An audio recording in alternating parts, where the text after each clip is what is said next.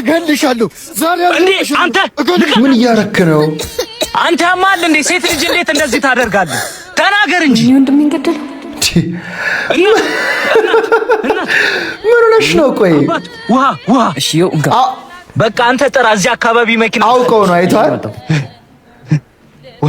ወይኔ እቱ ደግሞ እንዴት ነው በስሜ አሁን ስለምትወቅ በዚህ እንዳደረኩ ብድግ በይ። ወይኔ ለመተዋወቅ ደገፈ በይ እዚህ ጋር። እናት እንዴት ነሽ? አሁን ደህና ነሽ?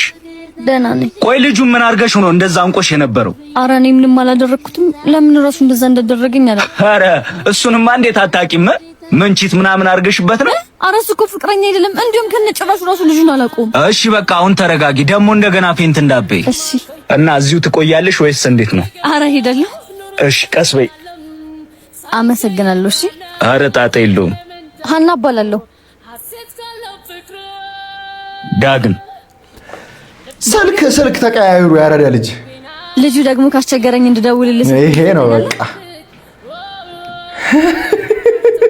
በጣም ደስ የሚለው ነገር ስልክ መቀያየራቸው ነው። በቃ የሁሉ ልፋቷ ከዚህ በኋላ ተሻለሽ ምናምን ተሻለኝ። ለነገሩ እሱ ቢቀበላን ነበር ተሻለሽ ብሎ ወሬ የሚጀምረው። ብቻ ዋናው ስልክ መቀባበልህ ነው። ከዚህ በኋላ በስልክ ያልቃል።